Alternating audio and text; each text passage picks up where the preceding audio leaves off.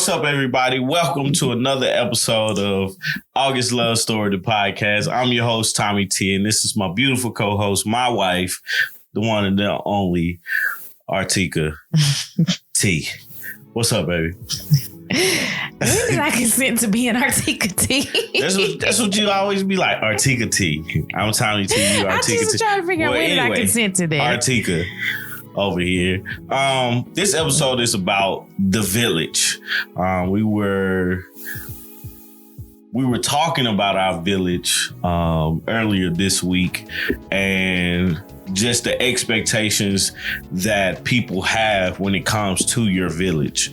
And what I mean about your village is the people that are around you to help with your family and help rear your children. Yeah, rear your children and everything like that. So the people that are considered truly family, in your eyes, be it friends, actual blood family, and stuff like that. So yeah. So what are your expectations, or some of the expectations that you've had from other people, like what people have thought that you should do as being a part of their village? I think the most is to love their kids. Yeah. Like that's just like first and foremost. I'm not gonna say I was one of the last, but I was one of the last of my friends to have kids. I have a few friends that don't have kids now, but I'm bringing up the rear. Mm-hmm. And those that had kids before me, I don't think that we had high expectations for helping out with the kids, but it was absolutely when we're around each other, like love on my kids, like treat them like they're your family, like they're gonna grow up together, because essentially our kids, even though most of my friends and I don't live in the same state, when we get to go home and we get to do things, we always make sure we see the kids. Right. Like I missed one of my closest friends birthing her daughters by like 36 hours because I had to go back to school. Another friend, I went to the hospital right after she had her C-section. Like, we've been around for the births, and even though the kids don't see us day in and day out, we like try to make sure we check on the kids. We embrace them as a family member. Like, I'm auntie. Yeah. And your uncle by default. So that would be my first and foremost thing, is to make sure that like there's love there. Like, I would even go so far with our child that I don't think I have an issue with my friends correcting my child. Mm-hmm. I know that everybody doesn't raise their kids the same way or rear their kids the same way. So the discipline aspect of it is different, because some people believe in spanking kids, some people don't. Some people talk to their kids a little bit crazier than I'm comfortable with. But all across the board, like, I believe in correcting children. Mm. Like, let's have those conversations of right and wrong. Yeah. Because I think that we can agree on what's right and what's wrong. Right. And you can say what's wrong to a child without it being chastising them, mm-hmm. or with the parents feeling like you're doing too much with their kid. But absolutely, correcting the child and loving the child are two like big ones. Right. Okay. So my next question is, because I'm pretty much on the same level as you when it comes to the village and the expectation from the village and from me. So my next question is you brought up discipline. Mm-hmm. Do you have the conversation? Like, how do you, like for me, the way I use my village is I talk and ask for suggestions, or what did you do here? Because like you, a lot of my friends have like pretty much their children are older than my child. Obviously. Right. So how do you talk to them, or do you talk to them about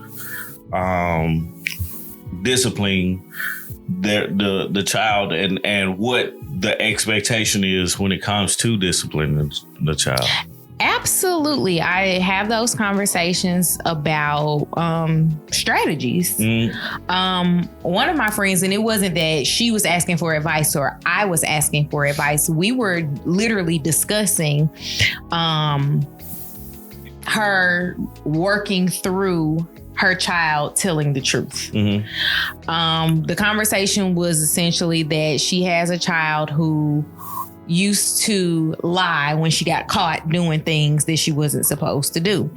And so they have since, as parents, told her that she needs to tell the truth and she won't necessarily get in trouble.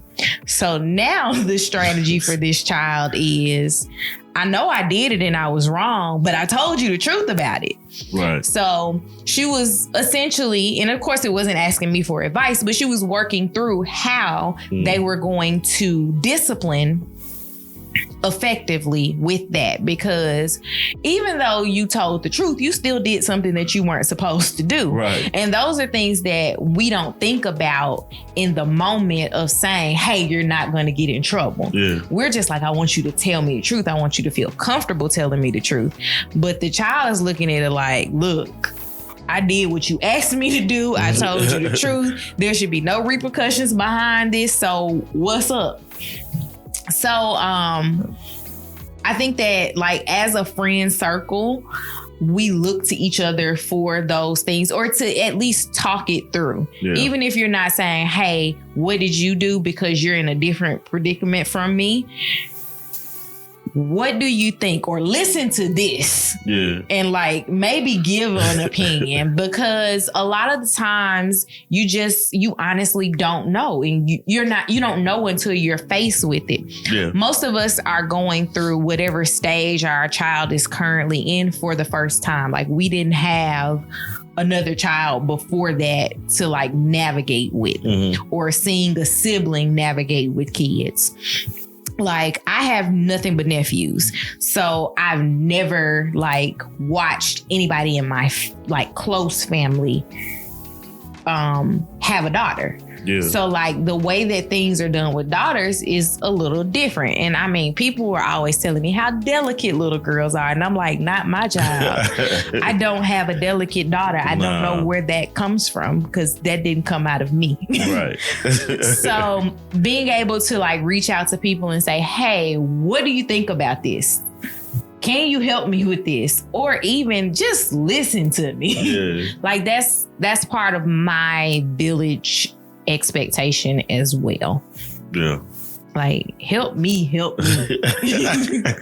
Right. And I see it as being a very important thing when it comes to family, is the village. Like, the village has to be there in support of the child when the child is doing right, when the child is doing wrong, when the child is indifferent or don't have the question. When the child doesn't feel comfortable talking to their parents about something, they should be able to reach out to the village and say, hey, this is what's going on. And, this is my thoughts on it. My next question is, I've struggled with this when it came to certain people in my family. But how do you express that you love someone, but you keep them at a distance, but you're still a part of their village? You have to establish boundaries for yourself, knowing what you're not going to get involved in. I think like a great example, and this isn't a child example, this is an adult example. Some people make bad decisions when it comes to spouses. Yeah. And I'm not saying marrying the person was the bad decision, but sometimes you have people that are blatant cheaters or just overall disrespectful, and you have to draw a line in the sand of what you're going to deal with as far as them reaching out. Because you could have a family member that calls you and cries about their husband or about their wife every week, and you get all riled up and have all these emotions, and now you don't like this person, but they're still in love with them. Right. So it's like you have to just step back and be like, you know what? Y'all gonna be in love. I'm gonna be over here. If you invite me to the barbecue, if I know that they act a fool when they drink, I'm not coming. Right. But invite me. Yeah. Like, we only do public outings with you guys. Right. So I guess you have to accept people where they are on whatever part of the spectrum that they are in your life, and set the boundary that says, I am going to be here for you up until this point. You can't cross this line with me, whatever that line in the sand is. It might be about children. It might be about spouses. It might be about a job. Like, there are so many different things that you can draw a line in the sand for. A lot of times it's about money. Yeah. Like, there is a absolute, you can $10 me to death, but I'm never going over that. Yeah. You can ask to borrow $10 from me 20 times, and you might get it 20 times. But if you ask for 11, the answer is absolutely not. So it's literally a boundary that you have to set in your mind. Don't ask me for $20 or $10 or if I don't have it. Okay. Just saying, just in case somebody was thinking about it. Yeah. Nah, that's dope, man. What? Just the whole idea of the village, because we've all heard it takes a village. It takes a village. Just the idea of forming your village and getting people in support of you, because it takes that support to really figure out what it is that you're trying to do and what direction to actually go, because there's no rule book on it. You know what I'm saying? There's no, you do it this way and this is the result you'll get. You can do everything that somebody did, but then you get a completely different result. And that's just the Russian roulette of life. But what I think about all the time is who's included in our village. And how do we choose those people? Because like with me, my friends from 10 years ago are not the people that I hang out with every day now. You don't hang out with anybody every day but us. I mean, like, you know, but you know what I'm saying? But like, they're still friends and they're still part of my village. But then I meet new people that I'm really close with and they're part of my village. So absolutely. You know, what like, I guess it comes to the boundary setting part that you know, hey, well, we only go so far with this person versus going so far with this person. There's not a lot of people that I'm just like, oh, Lily can stay with this person. Oh no. And that's friends and family, like, included. There's just not a ton of people that she can just freely go with. And I'm not gonna be like, I need to see y'all. Like, how far away are you taking her? But I think for the most part, those people are the exact same in both of our lives. Like, as far as your friends and family go, as far as my friends and family go, like, I think that, like, for example, when we got married, you had godsons. Yeah. I fully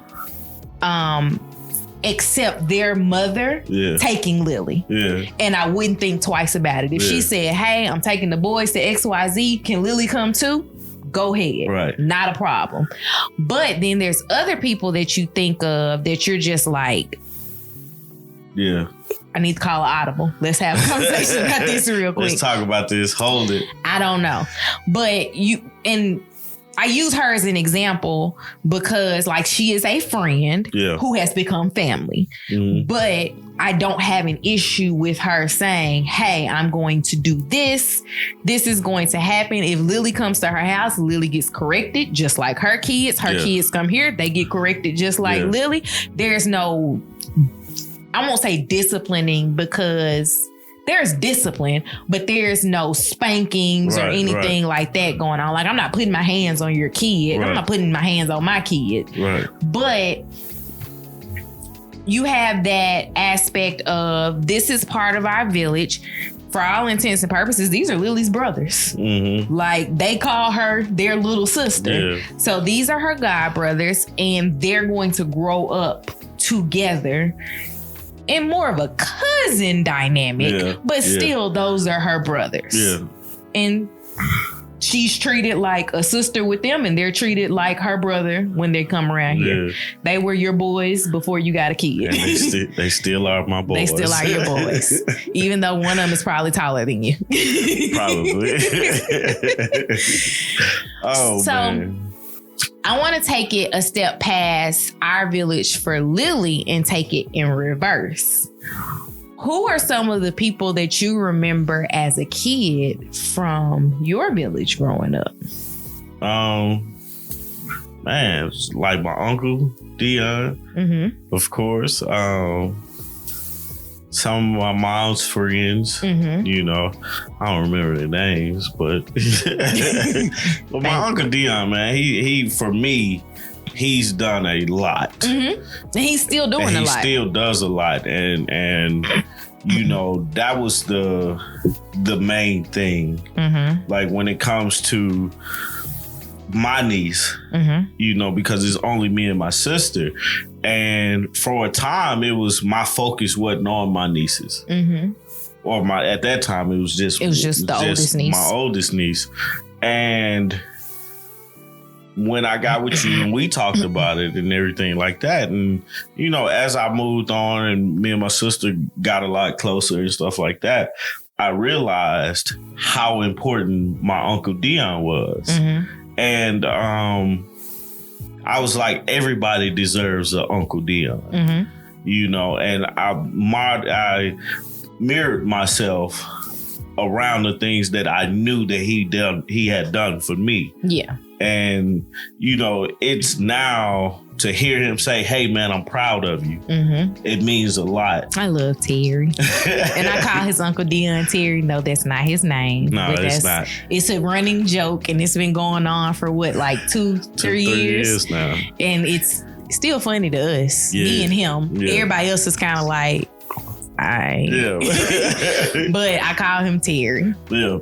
But you know, just seeing how he was and how he is now, you know, it warms my heart to hear him say that he's proud of me or I see what you're doing, you know what I'm saying?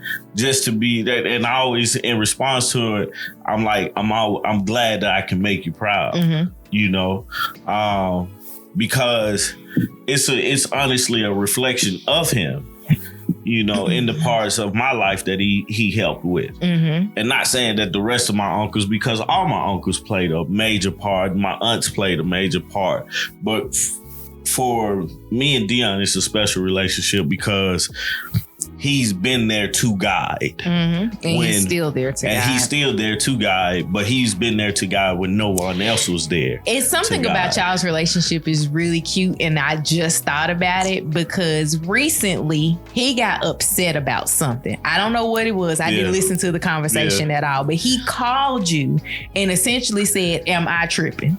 Right. And it's nice to see the roles reversed where he can call you and say, hey, listen to this real quick and tell me if I'm crazy. And you do the exact same thing to him. Like you call him and say, hey, this is what happened. Let me tell you about it real quick. And how should I have reacted versus how I reacted? And usually he's like, you did good. But you do get that aspect of now as a man, he can call you in the inverse and be like, hey, what would you have done with this? And I think that's really cool that you guys have that relationship today. Yeah.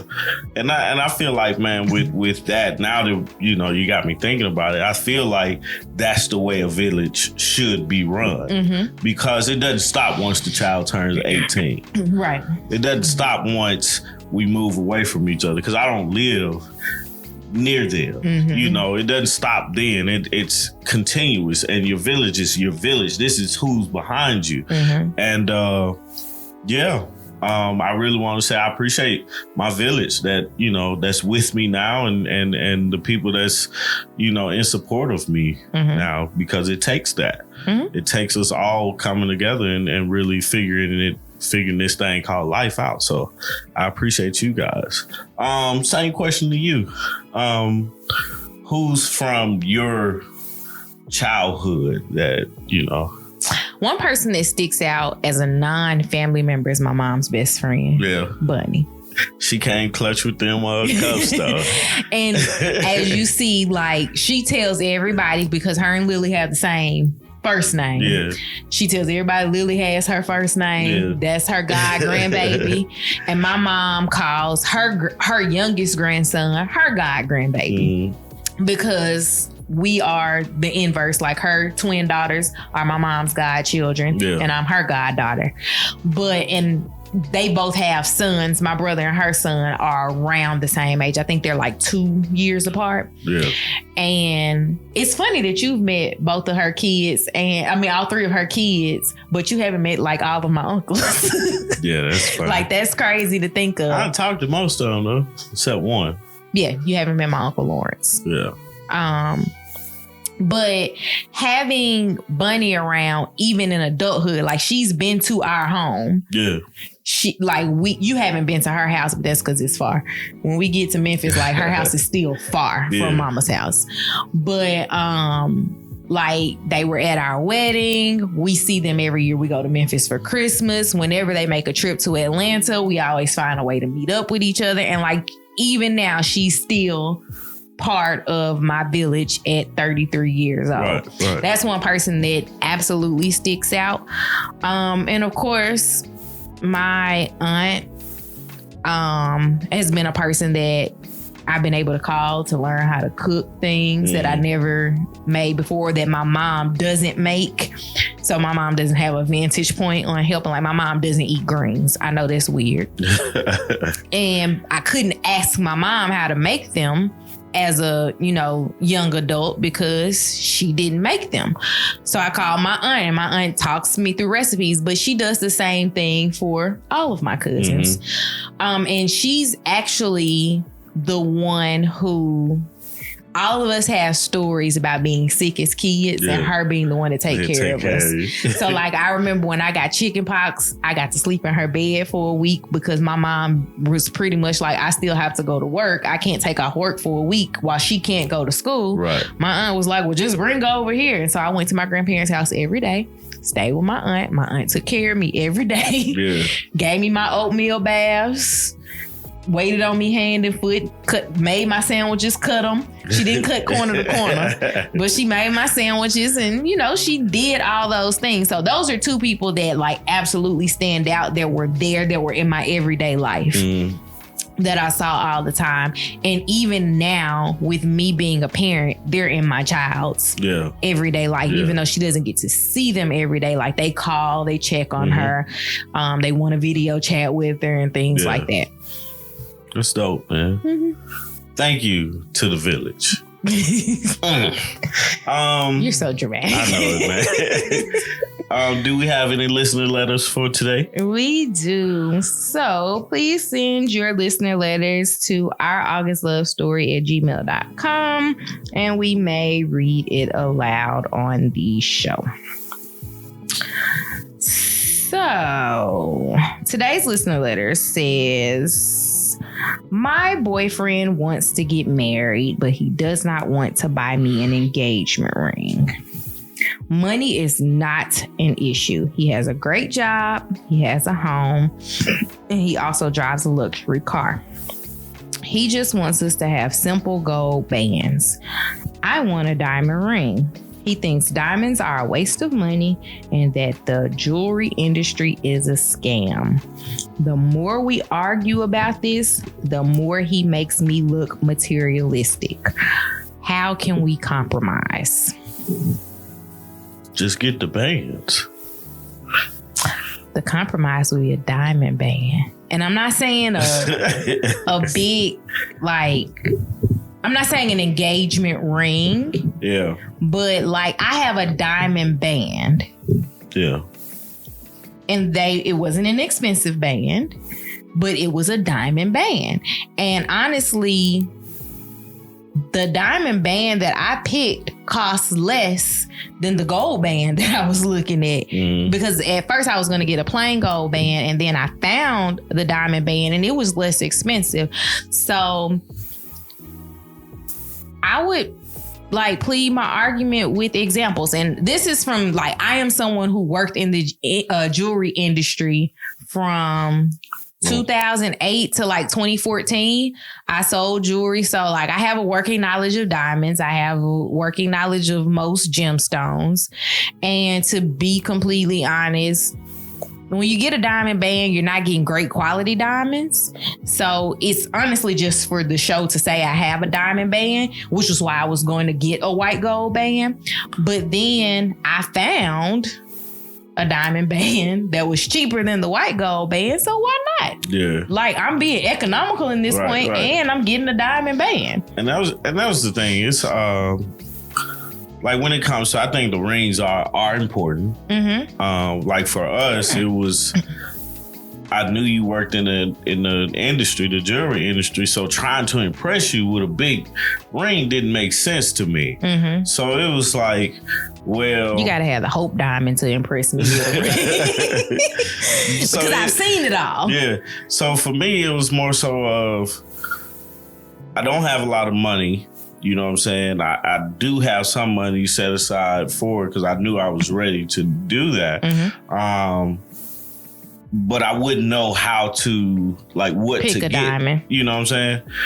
And so, you know, it was kind of easier because me and you looked at some rings. And me and you know, we went out and did our little thing or whatnot, and finally got that ring. To answer the question, though, I don't feel like a ring can always be replaced. A ring can always be upgraded, too. Right, that too. You need to focus more on the actual why y'all getting married. The why behind the ring, you know, because the ring is just a symbol of it's a representation of a marriage. Figure out why you getting married. Figure out what it is about this person that you want to spend the rest of your life with. Do counseling, because I mean, like, that's a small thing to be like, I'm not gonna get married because he won't buy me this ring, or she wants this ring and I want to get her that ring. You know what I'm saying? That's not a huge thing.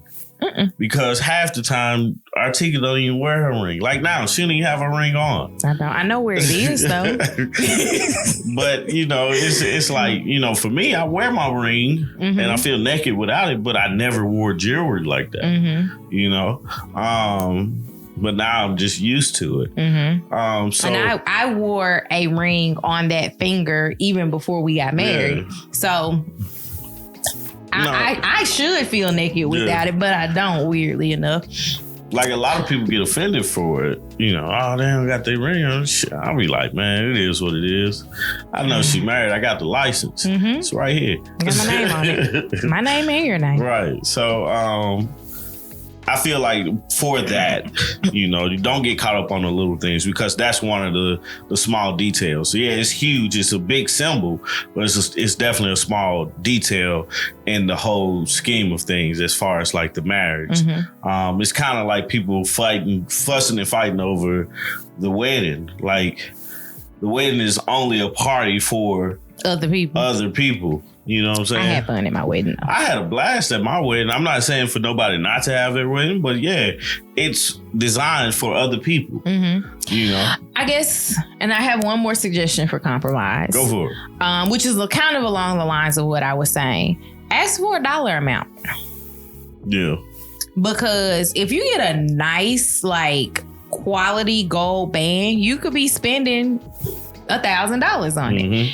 And if that's the case, take that $1,000 and go buy you the comparable diamond ring that would fit your $1,000 budget. I'm not telling you to go out and spend $10,000, $15,000 on something, because honestly, what's the point?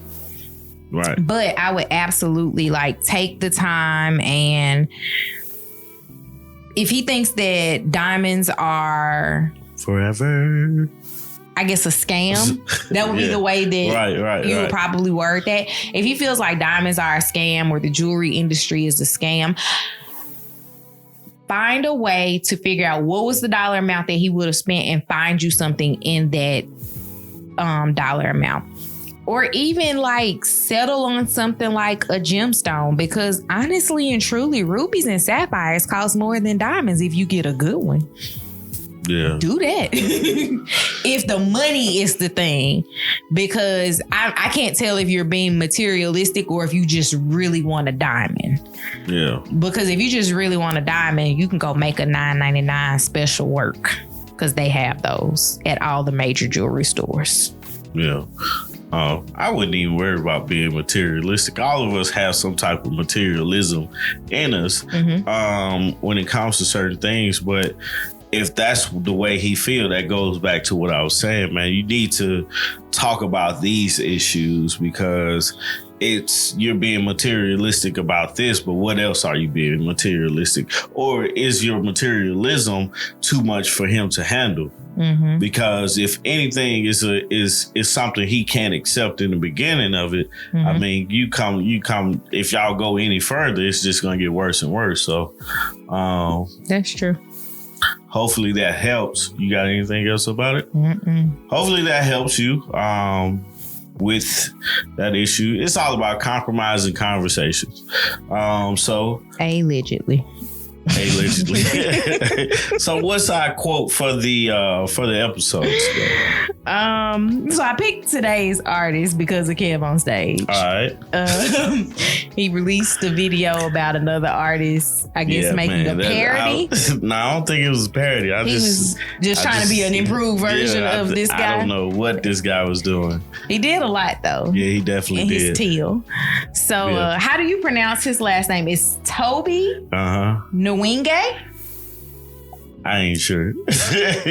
Nwigwe. We've seen Toby live a couple of times. Yeah, we have. An amazing artist. He puts on a great show. Very, very much so. And he loves his wife and his kids. Yes, and he does not curse. It's kids now? It's the kids. Second baby has been born? Okay. Kids. And he does not curse in his music, man. Shout out to him. Which is pretty cool and hard to come by. Shout out Toby, Fat, and Nail, the whole gang. So he knows like all. Yeah. I'm just like Toby. So in the song I'm Dope, he says, most these sheeple move like clones. That's why I be on my own. My mama thought I was a joke, but Miss Badu told me I'm dope. Yeah, I'm dope. Yeah, I'm dope. Miss Badu told me I'm dope. Man, that's a dope song too. It's cool. I can catch the tune here and there when it's playing. But like Toby has a lot of energy. He's a person that I have enjoyed going to see live. We went to one music fest and like as soon as we walked in, they were on stage. Yes. I was like, beeline. I was like, well, who else on right now? He was like, I'm going over here. Right. And then he came, I think, the following year as well. So we've seen him a couple of times, and Tommy was, I don't know, if something happened. You bought some tickets. Yeah, I had got the tickets, but I couldn't make it to the show, man. Yeah, I was way too pregnant to care. Still supported. I was way too pregnant to care. Yeah. Well, guys, that's the end of the episode, man. I appreciate you guys for listening to another episode of August Love Story, the podcast. Follow us on all social media, August Love Story. All of the links are down below if you're watching this video on YouTube. If not, YouTube, August Love Story, 3ampmediastudios.com/August Love Story. We are on Google Podcasts, Apple Podcasts, Spotify in the podcast section. All of those say August Love Story. Instagram, Facebook, August Love Story. My name is Artieka on social media. This guy is I Am Tommy T the Third. Yep, on Instagram. On Instagram. On Instagram, straight flexing. And that's it. I got to do better about posting on Instagram. Yeah, you do. Yes, you do. Well, guys, like I said, thank you, and we're out. Peace. Bye.